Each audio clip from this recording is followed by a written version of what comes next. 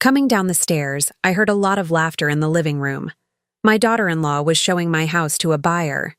This house could hold mummies. They laughed. When I walked in, she confronted me. "You're already going to a nursing home. You don't run anything." I just replied, "You're going to rot in jail." The living room froze. "I'm glad to have you here. Follow my story until the end and comment the city you're watching from so I can see how far my story has reached. My name is Janine, and at 62 years old, I thought I'd seen every kind of betrayal life could throw at me. I was wrong. It was a Tuesday morning in October when I heard the laughter. Not the warm, family kind of laughter that used to fill this house when my late husband was alive, but something sharper, colder, something that made my stomach twist as I slowly descended the stairs, gripping the banister with hands that suddenly felt older than their years. The voices were coming from my living room. My living room, in my house, where I'd raised my son Nolan and created 30 years of memories. As I reached the bottom step, I could make out distinct voices through the archway. This house could hold mummies. The laughter that followed made my blood run cold. I stepped into the doorway and froze. There was my daughter-in-law, Harlow, her perfectly styled blonde hair catching the morning light, gesturing dramatically at my vintage wallpaper to a middle-aged couple I'd never seen before. The woman was taking notes on her phone while the man measured the windows with his eyes like he was already planning renovations. "The bones are good," Harlow was saying, running her manicured finger along my antique mantelpiece like she owned it. "You could completely modernize this place. Tear down that wall, open up the kitchen, maybe add a master suite upstairs." My throat went dry. They were talking about my home like it was already theirs. "Excuse me?" I said, my voice barely above a whisper. All three heads turned toward me.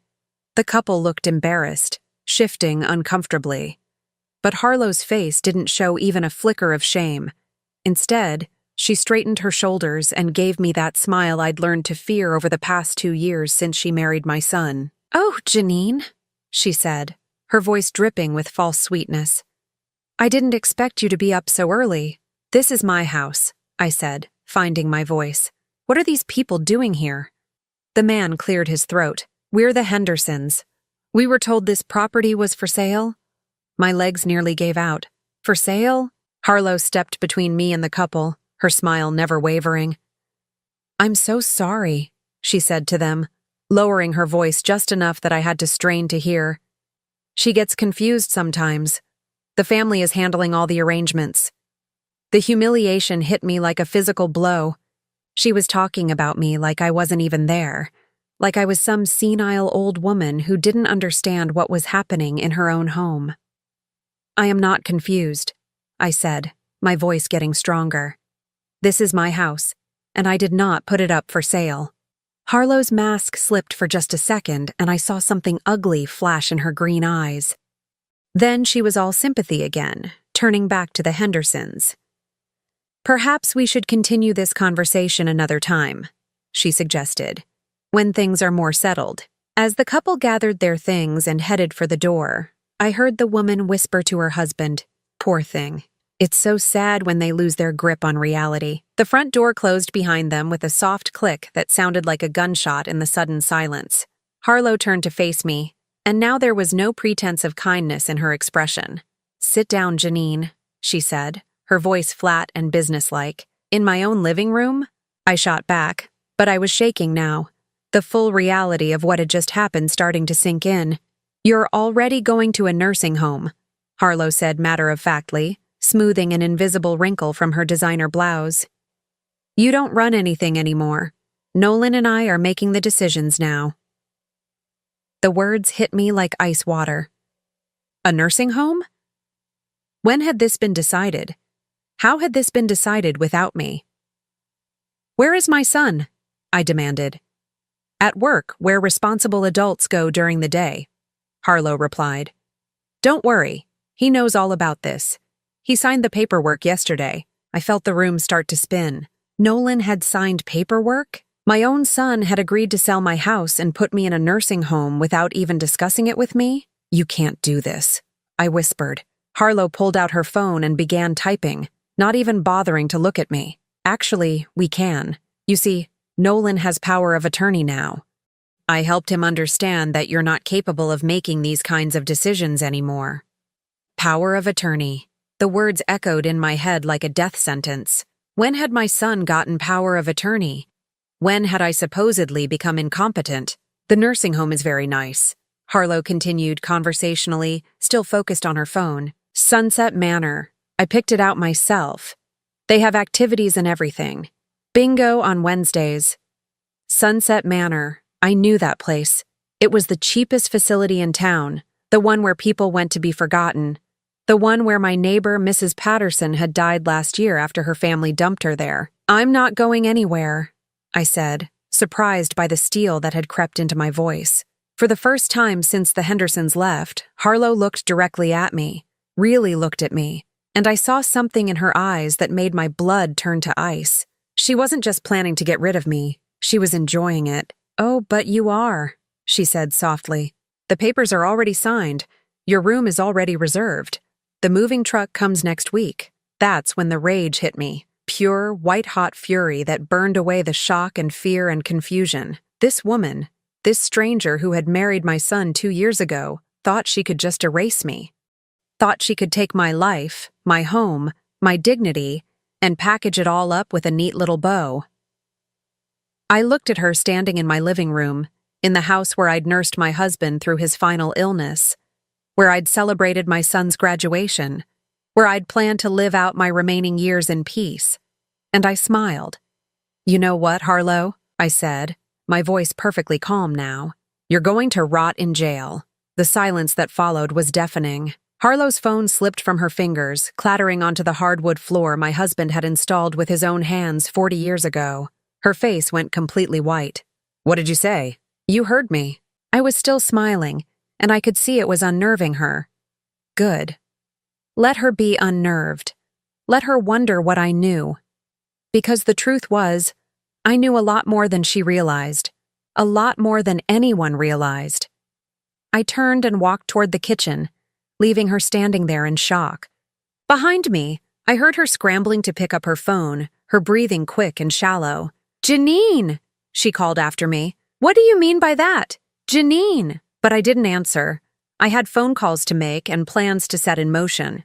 Harlow thought she was so clever, but she had made one critical mistake. She had underestimated me completely, and now she was about to learn exactly what that mistake would cost her. The sound of Harlow's heels clicking frantically on the hardwood floors followed me into the kitchen, but I didn't turn around. I needed a moment to collect myself, to process what had just happened and figure out my next move. 3 months. That's how long this had been building, and I'd been too blind to see it. It started small, like these things always do. Harlow suggesting that I looked tired, that maybe I should rest more. Nolan mentioning that he worried about me living alone in such a big house. Little comments about my forgetfulness, my confusion, my declining health. Except I wasn't forgetful. I wasn't confused, and my health was fine. Janine, we need to talk. Harlow's voice was sharp now, the fake sweetness completely gone. I poured myself a cup of coffee from the pot I'd made earlier, my hands steady despite the storm raging inside me. There's nothing to talk about, dear. You've made your intentions perfectly clear. Look, I know you're upset, but this is for your own good. She was trying to regain control, to sound reasonable. Nolan and I have been worried about you for months. I turned to face her, leaning against the counter that had been my command center for decades. Worried about what exactly? Your episodes. Harlow perched on the edge of one of my kitchen chairs, like she was afraid to fully commit to sitting down. The confusion, the forgetfulness. Last week you left the stove on all night. No, I didn't. Yes, you did. I came over that morning and found it still burning. You could have burned the house down. I stared at her, and pieces of a puzzle I hadn't even realized existed began clicking into place. You were here that morning when I wasn't home. I was at my doctor's appointment. Well, yes, and somehow you found the stove on in an empty house. I set my coffee cup down carefully. How interesting. A flush crept up Harlow's neck, but she pushed forward. And what about the bills? You forgot to pay the electric bill last month. And your phone bill. Nolan had to take care of everything. I've never missed a bill payment in 40 years. You're getting older, Janine. These things happen. But they didn't happen. Not to me. I'd always been meticulous about my bills, my schedule, my responsibilities. It was how I'd managed to keep this house running after my husband died, how I'd built a comfortable nest egg for my retirement. "Where's the paperwork?" I asked suddenly. "What paperwork?" "The power of attorney documents. I want to see what I supposedly signed." Harlow shifted uncomfortably. "Nolan has all of that at his office." "Of course he does." I moved to the kitchen window, looking out at the garden my husband and I had planted together. Everything looked the same as it had yesterday, but nothing would ever be the same again. "Tell me something, Harlow. How long have you been planning this?" "Planning what?" "Janine, you're being paranoid." I laughed, and the sound was harsh even to my own ears. Paranoid? My daughter-in-law just showed my house to potential buyers without telling me, informed me I'm being shipped off to a nursing home, and claims my son signed papers giving her control over my life. And I'm paranoid? Not her. Us. Nolan and I are making these decisions together. Right. Of course. I turned back to face her. "And where exactly is my loving son today, while you're handling the sale of his childhood home?" "He's at work. He has a conference call with Tokyo." That was probably true. Nolan's job at the engineering firm kept him busy, often working odd hours to accommodate international clients. It was one of the things Harlow had used against him from the beginning, making him feel guilty about not being around enough to help with me. "He feels terrible about this," Harlow continued, apparently sensing an opening. "But he knows it's necessary. You can't live alone anymore, Janine. What if something happens? What if you fall, or have a medical emergency, or leave the stove on mysteriously when I'm not even home?" Her mouth snapped shut. I'd caught her. We both knew it. But instead of backing down, something calculating flickered in her eyes. "I think you're more confused than we realized," she said slowly. "Maybe we need to move up the timeline." A chill ran down my spine. "What timeline?" "For your move to Sunset Manor. I was thinking next week, but maybe it should be sooner. Tomorrow even. I'll call them this afternoon." The casual cruelty of it took my breath away. She was talking about dismantling my entire life like she was rearranging furniture. "You can't do this," I whispered. "I can, and I will." Harlow stood up, smoothing her skirt. "Nolan trusts me to handle this situation, and that's exactly what I'm going to do." "Nolan doesn't know what you're really doing. Nolan knows exactly what I'm doing. He asked me to handle it because he couldn't bear to do it himself. He loves you too much to be objective about your condition." My condition. As if declining mental health was a foregone conclusion instead of a fiction she'd carefully constructed. "Why?" I asked. "Why are you doing this to me?" For just a moment, her mask slipped completely. The fake concern, the pretend reluctance, the manufactured sympathy, all of it vanished, leaving behind something cold and calculating. "Because I can," she said simply. And there it was, the truth underneath all the lies and manipulation. She was doing this because she could get away with it. Because she'd identified me as an obstacle to whatever life she wanted with my son, and she'd decided to remove me. "The house will sell for at least $400,000, she continued, almost conversationally. "Maybe more if we find the right buyer. That's a nice nest egg for Nolan and me to start our real life together." "Our real life? You've been married for 2 years.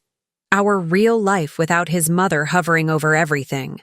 The venom in her voice was unmistakable now. "Do you have any idea what it's like being married to a man who calls his mommy every other day?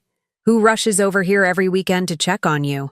Who feels guilty every time we go on vacation because he's leaving poor Janine all alone?" So that was it. I wasn't just an inconvenience. I was competition. In Harlow's mind, I was standing between her and complete control over my son. "Nolan loves me," I said quietly. "Nolan feels obligated to you. There's a difference."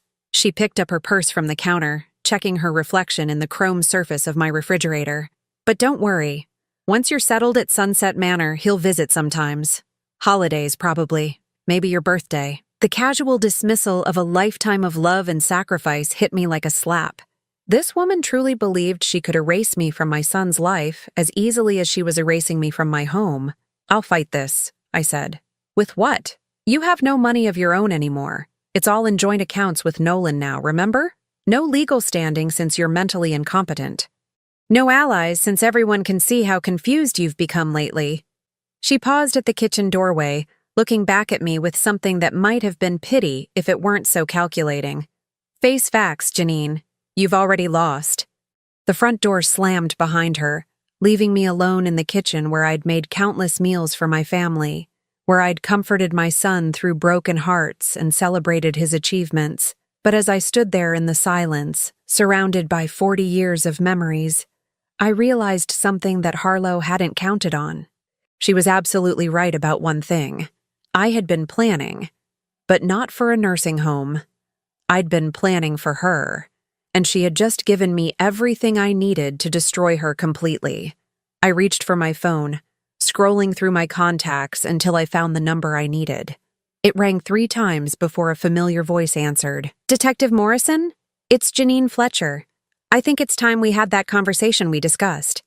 The game was about to change, and Harlow had no idea what was coming. Detective Morrison arrived within an hour, just as I knew he would. We'd been neighbors for 15 years before his promotion moved him across town, and he'd always been the kind of man who kept his word. "Janine," he said, settling his large frame into my husband's old recliner.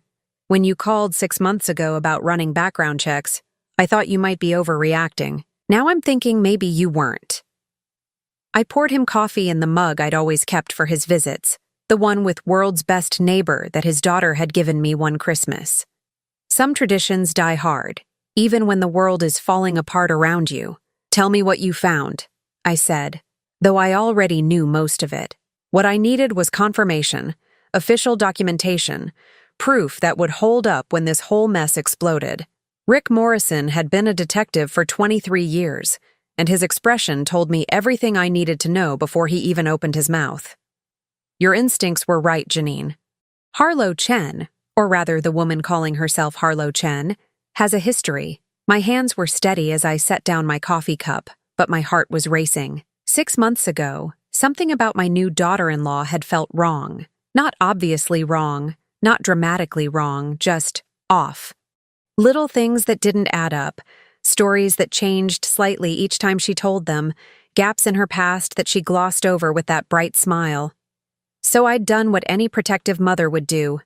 I'd asked questions, and when the questions didn't yield answers, I'd called in a favor. "What kind of history?" I asked, though I was bracing myself for the answer. Rick pulled out a manila folder, the kind that had become all too familiar over the past months. "She's done this before, Janine. 3 times that we can confirm, possibly more. 3 times.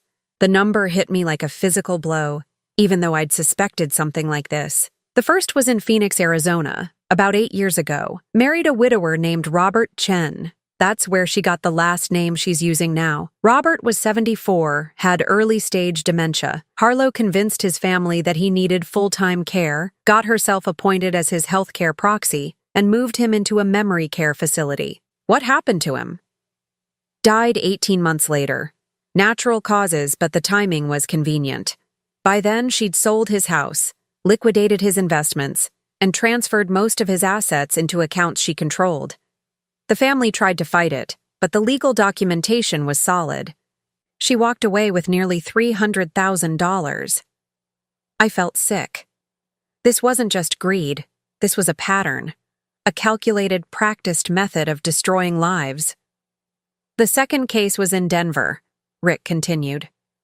Married a man named James Wright, 58 years old, recently divorced. He had an elderly mother living with him. Sound familiar? Within 6 months of the marriage, Harlow had convinced James that his mother was becoming a burden. The mother, Eleanor Wright, was moved to a care facility against her will, and Eleanor died 6 months later. Heart attack, brought on by stress and depression, according to the medical examiner. But here's the interesting part. Harlow had already filed paperwork to become Eleanor's guardian, claiming the woman was mentally incompetent. The parallels to my own situation were chilling. Every detail matched what Harlow was trying to do to me, down to the claims of mental incompetence and the rush to move me out of my home. What about the third case? Rick's expression grew even grimmer. Portland, Oregon. This one's different because we have a living witness. Harlow married David Kim, 43 years old, software engineer. His grandmother lived with them, 91 years old, sharp as a tack despite her age. Let me guess. Suddenly, grandmother became a problem. Exactly. But this time, the family fought back. David's sister got suspicious when Harlow started talking about nursing homes and memory care. She hired a private investigator, discovered Harlow's real history, and confronted her. What happened? Harlow disappeared in the middle of the night, cleaned out the joint bank accounts, took everything of value that wasn't nailed down, and vanished. David never saw her again, but she'd already done significant financial damage. The family lost about $50,000, plus legal fees trying to track her down. I sat back in my chair, processing the magnitude of what Rick was telling me. This wasn't just about me. Harlow was a predator who specialized in targeting families with elderly members, exploiting love and guilt and family loyalty to get what she wanted. There's more, Rick said quietly. More? We think she's been using different names, different identities. The woman your son married is Harlow Chen? Her real name appears to be Helen Crawford, born in Michigan, 34 years old. She has a juvenile record, sealed, but I have a contact who was able to give me some details off the record, 34. Harlow had told Nolan she was 29, just another lie in what was apparently a lifetime of deception. What kind of juvenile record? Elder abuse. When she was 17, she was caught stealing from the nursing home where she worked part-time. Not just money. She was taking medications, jewelry, anything valuable she could get her hands on. The charges were dropped when she agreed to counseling and community service, but the pattern was already there. I thought about all the times Harlow had visited me over the past 2 years, how she'd wandered through my house, commenting on my antiques, my jewelry, my late husband's watch collection. I'd thought she was just making conversation, showing interest in family history. Now I realized she'd been cataloging assets. Rick, there's something else you need to know, I said. She's already started the process. She showed my house to buyers this morning. She claims Nolan signed power of attorney papers, and that I'm going to Sunset Manor next week. His face darkened. Have you seen these papers? No. She says Nolan has them at his office. Janine, listen to me very carefully. If those papers exist, and if they're legitimate, you need to act fast. Once you're moved to a care facility, especially one like Sunset Manor, it becomes much harder to fight these things. The system is designed to protect vulnerable elderly people, but it can also be used against them. What do you mean? If Harlow has convinced medical professionals that you're mentally incompetent, if she has documentation of concerning behaviors or incidents, a judge might uphold the guardianship even if you object. Your objections could be seen as further evidence of your declining mental state. The trap was even more sophisticated than I'd realized.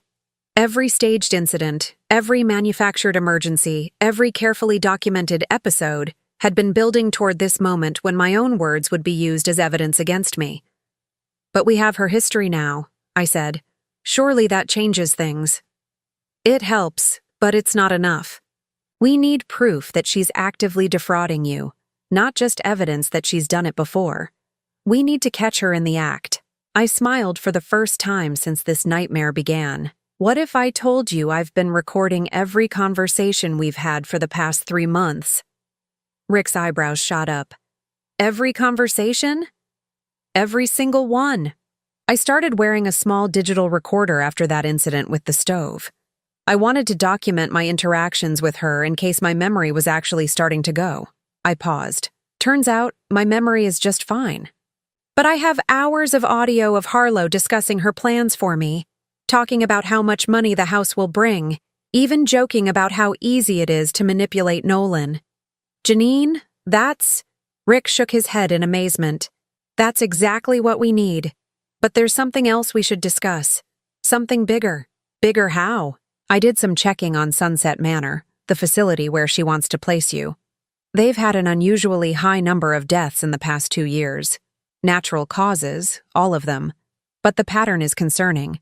Most of the residents who died had their assets transferred to family members shortly before their deaths. A chill ran down my spine.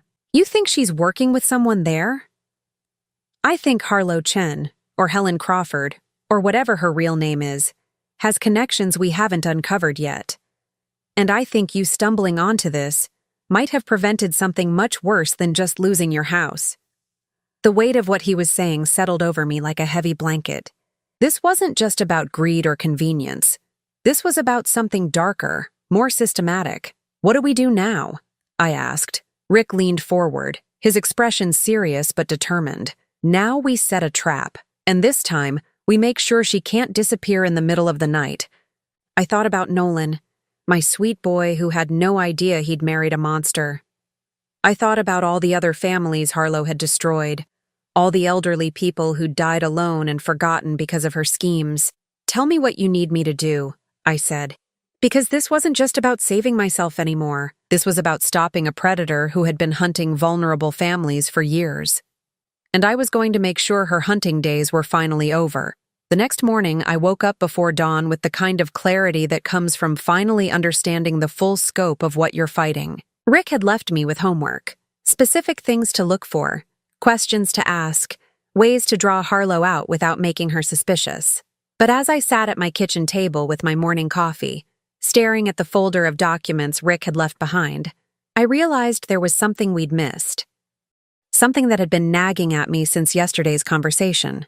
Harlow Chen, Helen Crawford, the woman who'd married my son, had been using different names, different identities. But what if she hadn't just been changing her name? What if she'd been changing her entire legal status?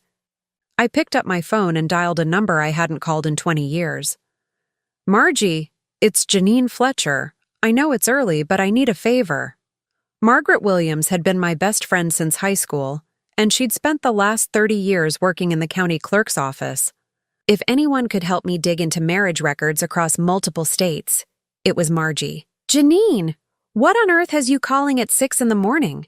I need you to run some marriage license searches for me. Multiple states, multiple names. It's important, Margie. More important than I can explain over the phone. There was a pause. Margie had always been able to read between the lines, even when we were teenagers. This is about that daughter-in-law of yours, isn't it? The one you've been worried about? How did you? Honey, I've known you for 50 years. You don't ask for favors unless something's seriously wrong. What do you need me to look for? I gave her the names Rick had uncovered, Harlow Chen, Helen Crawford, along with the approximate dates and locations of her previous marriages. What I was hoping to find was evidence of a pattern. What I found was something much worse. Margie called me back 2 hours later, her voice tight with concern. Janine, you need to sit down for this. I was already sitting, but I gripped the edge of my kitchen table anyway. What did you find? Your daughter-in-law is still married, not to Nolan, to at least 2 other men, maybe more. The room seemed to tilt around me. What do you mean still married? I mean, she never divorced David Kim in Portland, or James Wright in Denver. According to the records I can access, she's legally married to 3 different men in 3 different states. Bigamy. The word hit me like a thunderbolt. Not only was Harlow a predator who targeted vulnerable families, she was also committing felony bigamy on a multi-state level. Margie, are you absolutely certain about this? I triple-checked everything. The marriage license between Helen Crawford and David Kim was filed in Multnomah County, Oregon, on March 15, 2019. No record of divorce.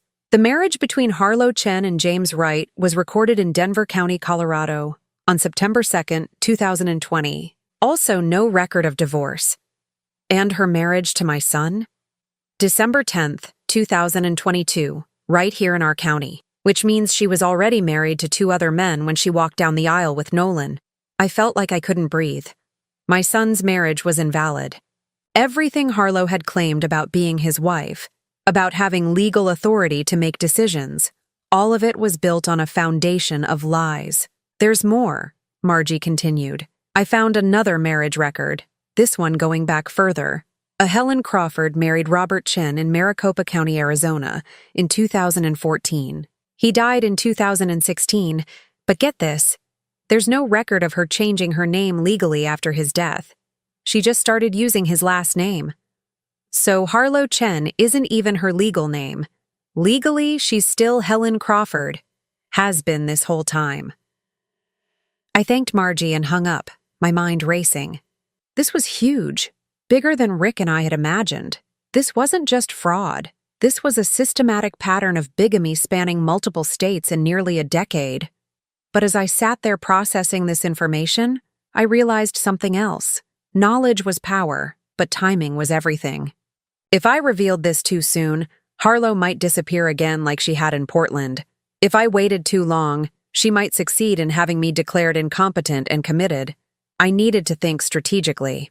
The first thing I did was call Rick Morrison and fill him in on what Margie had discovered. His reaction was immediate and intense. "Janine, this changes everything.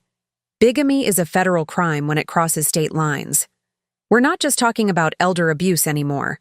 We're talking about wire fraud, mail fraud, potentially tax evasion. The FBI is going to be very interested in Helen Crawford. But what about the immediate situation? She's still planning to move me to that nursing home. We use this to our advantage. We let her think her plan is working while we build our case. How much time do we have? She said the moving truck comes next week. But yesterday she threatened to move up the timeline. Okay, here's what we're going to do. You're going to act like you're resigned to the situation. Don't fight her anymore. Don't ask questions. Let her think she's won.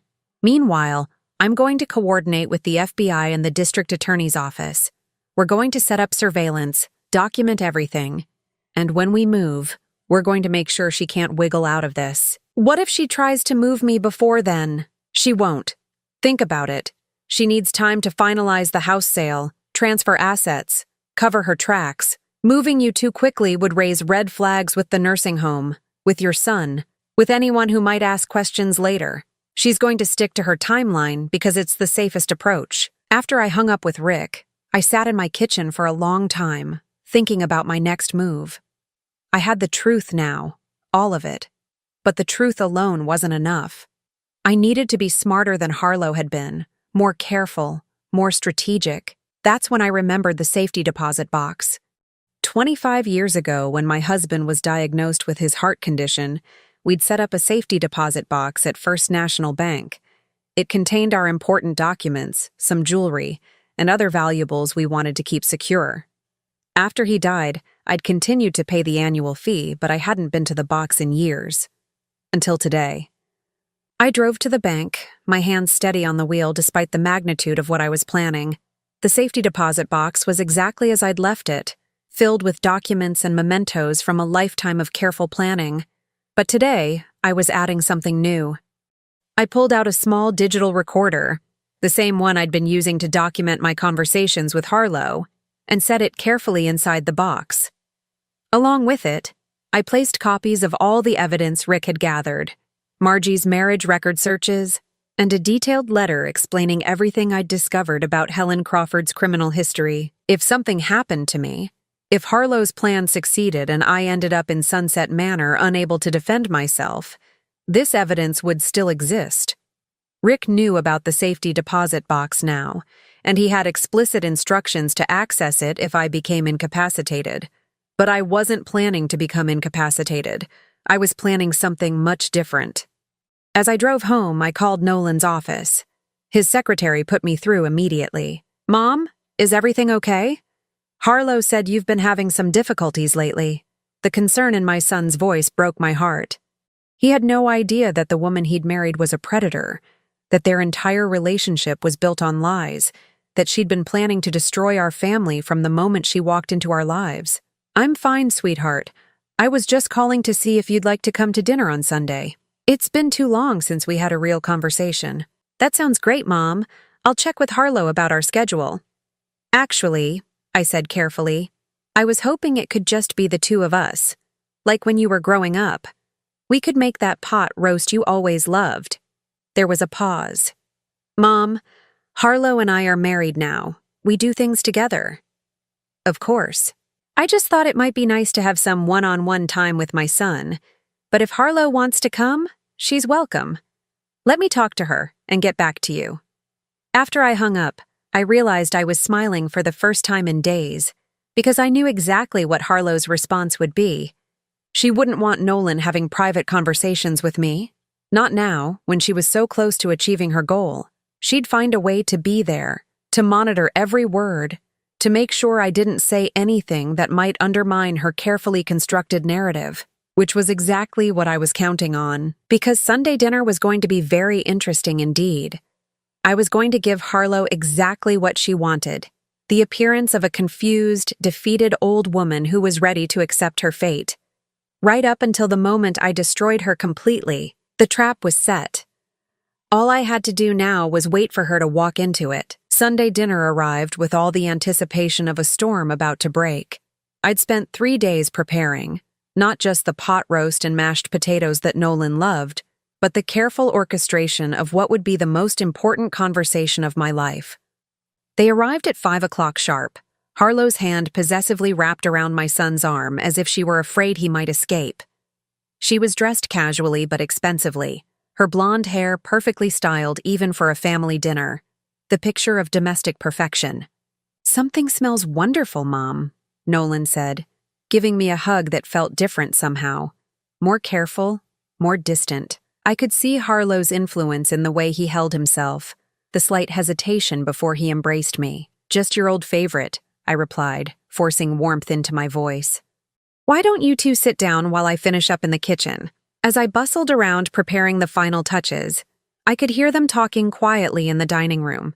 Harlow's voice was too low for me to make out words, but her tone was soothing, reassuring, no doubt reinforcing whatever story she'd been telling him about my declining mental state. When I carried the roast to the table, Nolan jumped up to help me, his engineer's instincts kicking in.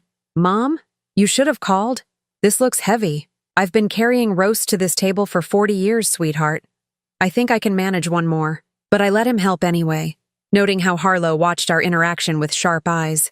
She was cataloging everything, looking for signs of the confusion and frailty she'd been claiming I exhibited. The first part of dinner passed normally. We talked about Nolan's work, a project he was excited about involving bridge construction in South America. I asked questions, remembered details from previous conversations, demonstrated the sharp memory that Harlow had supposedly witnessed deteriorating. I could see her growing uncomfortable with how lucid I appeared, how engaged I was with the conversation. This wasn't the confused, declining woman she'd been describing to my son. "Mom," Nolan said as I served dessert, his favorite apple pie. "Harlow and I wanted to talk to you about some changes we think would be good for you." Here it was, the moment I'd been preparing for. "What kind of changes, dear?" Harlow leaned forward, her expression carefully composed into what she probably thought looked like loving concern. "We've been worried about you living alone in this big house, Janine. Nolan barely sleeps at night thinking about what could happen if you fell or had some kind of emergency." I turned to my son, letting just a hint of confusion creep into my voice. "You're worried about me." "Of course I am, Mom. You're 72 years old. 62, I corrected automatically. "Right, 62, and this house is getting to be too much for you to maintain. Plus, there have been some incidents lately that have us concerned." "Incidents?" Harlow's carefully manufactured evidence of my declining competence. "What incidents?" I asked, though I knew exactly what he was referring to. Harlow pulled out her phone, scrolling through what appeared to be notes. "Well, there was the stove incident last week. I came by and found it still burning from the night before." "I don't remember that," I said, which was true, because it had never happened. "And the bills," Nolan added. "You forgot to pay your electric and phone bills last month. I had to take care of them for you." Also, untrue. My bills were automatically debited from my account and had been for years, but I could see how easily she'd convinced him otherwise. "The thing is, Mom," Nolan continued, his voice gentle but firm, "Harlow found a really nice place where you'd have people around all the time, activities, medical care if you need it. It's called Sunset Manor." "A nursing home?" I let my voice quaver just slightly. "An assisted living facility," Harlow corrected quickly.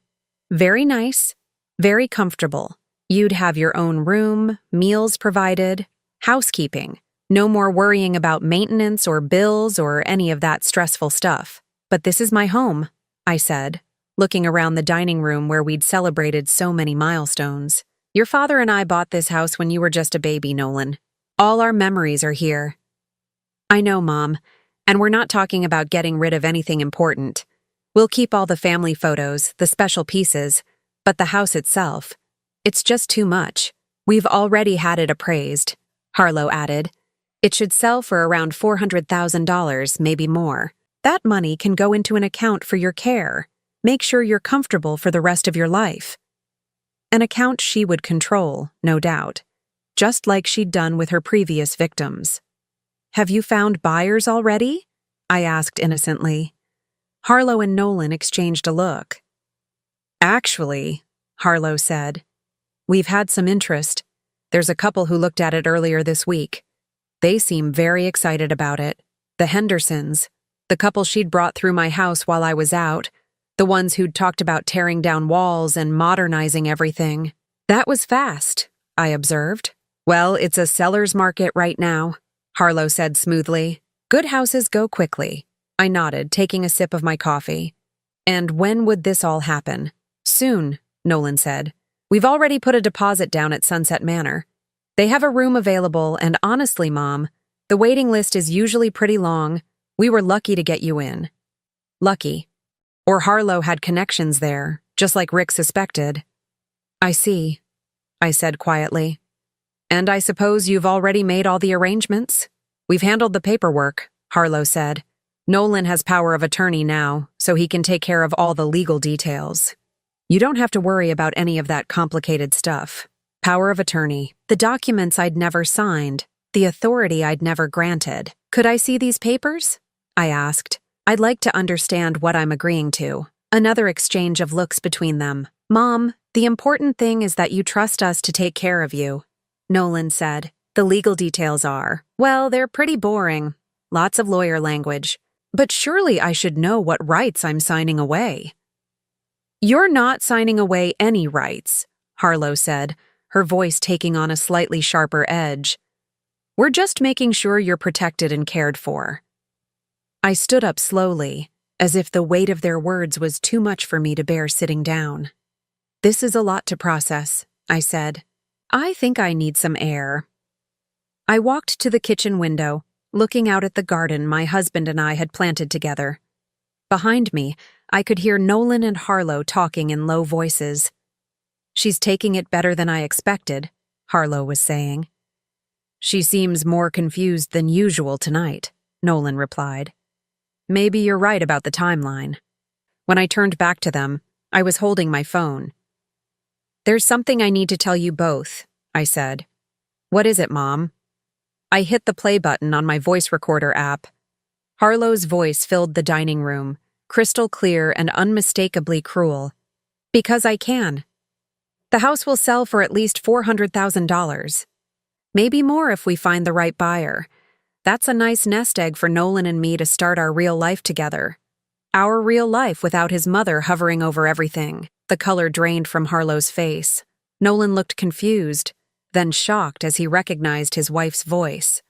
What is this? Harlow demanded. This is you, 3 days ago, explaining to me why you're destroying my life, I said calmly. Would you like to hear more?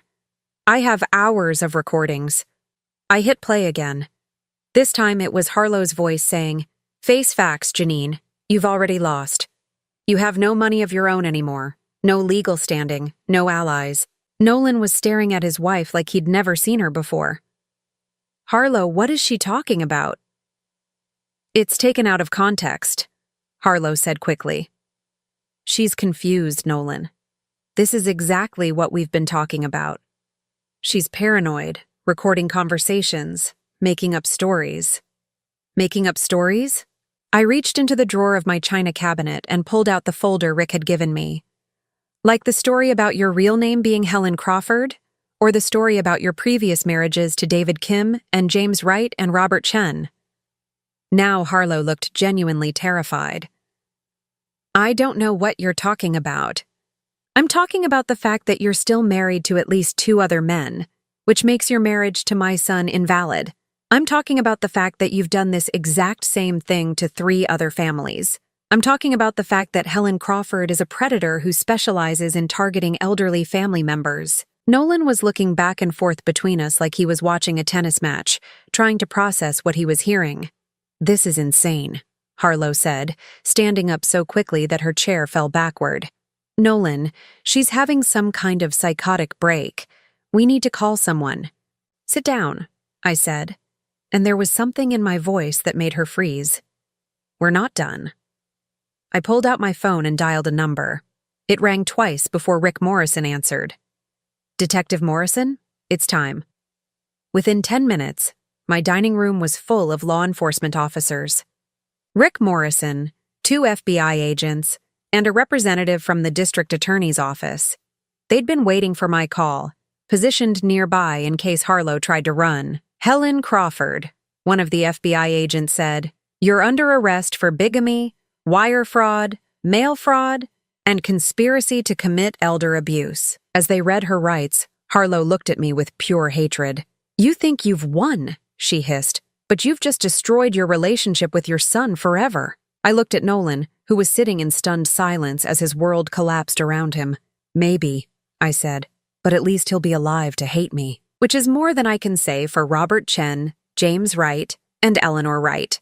As they led Harlow away in handcuffs, she was still screaming about how this was all a misunderstanding, how I was a confused old woman who didn't know what she was talking about. But the evidence spoke for itself. And for the first time in months, my home was truly mine again. The silence after the FBI agents left was deafening. Nolan sat at my dining room table, staring at the spot where his wife had been sitting just 20 minutes earlier, his face a mask of shock and disbelief. "She's been lying to me for 2 years, he said finally, his voice barely above a whisper. "I know, sweetheart." I sat down beside him, resisting the urge to reach out and comfort him the way I had when he was a child. This was different. This was a grown man confronting the fact that his entire marriage had been built on deception. "The power of attorney papers," he said suddenly, looking up at me with haunted eyes. "I never signed any power of attorney papers, Mom. She kept saying we needed to get them done, but every time we made an appointment with a lawyer, something would come up. She'd reschedule or say we should wait until after her next doctor's appointment or she'd manufacture some crisis that required your immediate attention." I finished for him. He nodded slowly. "The stove incident. When she called me at work, hysterical, saying she'd found the house filled with gas and you were nowhere to be found. I rushed over here, but you were just at your book club meeting, which I told her about 3 days earlier," I said. "She knew exactly where I was." "And the bills. She showed me notices from the electric company, said you were getting confused about payments. I offered to set up automatic payments for you, but she said it would be better if I just handled everything myself." The pieces were falling into place for him now, the carefully constructed web of lies that Harlow had spun around both of us. I could see the anger building behind his eyes, replacing the shock. "How long have you known?" he asked. "I started suspecting something 6 months ago. Nothing dramatic, just little things that didn't add up." Her stories about her past changed depending on who she was talking to. She claimed to be an only child, but let slip once about a sister. Said she'd never been married before, but had a tan line where a wedding ring used to be. "Why didn't you tell me?" It was the question I'd been dreading, but also the one I'd prepared for, because I knew you wouldn't believe me. You were in love with her, or at least with the person you thought she was. If I'd come to you with suspicions and accusations, what would you have done? He was quiet for a long moment, and I could see him thinking back over the past 2 years, reevaluating every interaction through this new lens. "I would have thought you were jealous," he admitted finally. "I would have thought you couldn't accept that I was married and didn't need you anymore." "Exactly. So I did what any mother would do. I investigated quietly, gathered evidence, and waited for the right moment to act." "You could have been killed," he said suddenly, the full implications hitting him. "If she's done this before, if people have died, but I wasn't killed, and now she can't hurt anyone else." Over the next few weeks, the full scope of Harlow's crimes began to emerge. The FBI's investigation revealed that her real name was indeed Helen Crawford, and that she'd been running variations of the same con for over a decade. There were more victims than even Rick had initially discovered. elderly people who'd died under suspicious circumstances, families who'd been financially devastated, adult children who'd been manipulated into betraying their own parents. Sunset Manor, the facility where Harlow had planned to place me, was shut down pending investigation. The FBI had found evidence of systematic abuse and financial exploitation of residents, with Harlow as a key coordinator in the scheme. The thought of how close I'd come to ending up there still made my blood run cold. Nolan threw himself into helping with the investigation, providing financial records and communications that helped establish the pattern of Harlow's fraud. I think it was his way of processing the betrayal, of trying to make amends for the role he'd unknowingly played in her plan. I transferred $15,000 to her personal account last month, he told me one evening as we sat in my living room going through bank statements. She said it was for a down payment on a vacation home she wanted to surprise me with. That money probably went to pay off debts from her previous scams, I said gently. None of this is your fault, Nolan. She's a professional manipulator. This is what she does. But I could see the guilt eating at him.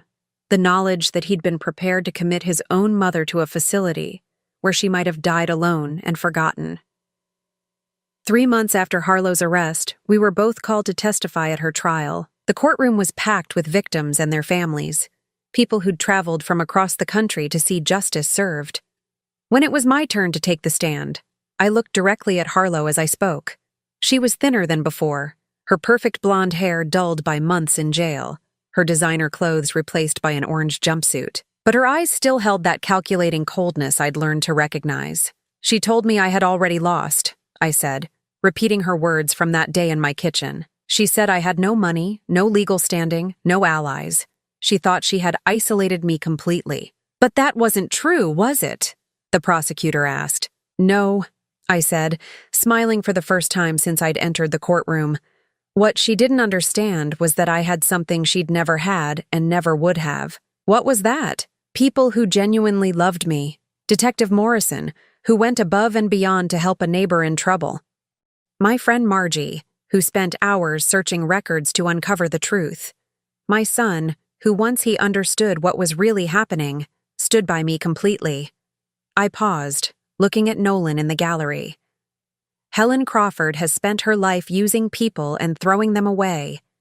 She couldn't comprehend that some relationships are built on something stronger than what you can take from each other. The jury deliberated for less than 3 hours, guilty on all counts. 25 years in federal prison, with no possibility of parole for 15 years. As the bailiff led her away, Harlow turned to look at me one last time. I thought she might try to say something, to get in one final cruel word. Instead, she just looked defeated. For the first time since I'd known her, she looked like what she really was, a sad, empty person who'd built her entire life on destroying others. The drive home from the courthouse was quiet. Nolan had offered to take me to dinner to celebrate, but I'd declined. What I wanted was to go home, to my house, to the space that was truly mine again. Mom, Nolan said as we pulled into my driveway, I know I have a lot to make up for. I know saying I'm sorry isn't enough. You don't have anything to make up for, I said firmly. You were the victim here too. She manipulated you just as much as she tried to manipulate me. But I was ready to put you in that place. I was ready to sell your house, to take away everything that mattered to you. But you didn't, I pointed out. When you learned the truth, you stood by me. That's what matters. He walked me to the door, and I could see him looking around the house with new eyes. The home he'd been prepared to sell was still here, still filled with 40 years of family memories. Can I ask you something? He said as I unlocked the front door. Of course. How did you know? I mean, really know, not just suspect. How did you know she was lying about everything? I thought about it for a moment, trying to put into words something that had been more instinct than logic. She never asked about your father, I said finally. What do you mean? In 2 years of marriage, she never once asked me about your father. She never wanted to hear stories about your childhood, about what you were like as a little boy, about the man who helped raise you. Someone who truly loves you would want to know those things. Someone who was just using you wouldn't care. Nolan nodded slowly. understanding dawning in his eyes. Besides, I added with a smile, she made one critical mistake. What was that? She underestimated a mother's love, and she underestimated me. 6 months later, I was hosting Sunday dinner again, not just for Nolan, but for Rick Morrison and his wife, for Margie and her husband, for the neighbors who'd rallied around me during the trial. My dining room was full of laughter and conversation, the kind of warm, genuine connection that Harlow had never understood and never would. As I looked around the table at these people who'd stood by me, who'd helped me fight for my life and my home, I realized something profound. Harlow had been right about one thing. I had lost something during this ordeal. I'd lost my naivety. I'd lost the assumption that family members always have your best interests at heart. I'd lost the belief that evil always announces itself dramatically. But what I'd gained was so much more valuable. I'd gained the knowledge that I was stronger than I'd ever imagined. I'd gained a deeper appreciation for the people who truly loved me. And I'd gained the satisfaction of knowing that a predator who'd hurt countless families would never hurt anyone again. At 62, I was starting a new chapter of my life. Not in a nursing home, not as someone's victim, but as a woman who'd fought for what mattered and won. The house that had kept secrets had finally revealed them all. And in doing so, it had set us all free. Now I'm curious about you who listened to my story. What would you do if you were in my place? Have you ever been through something similar? Comment below. And meanwhile, I'm leaving on the final screen 2 other stories that are channel favorites, and they will definitely surprise you. Thank you for watching until here.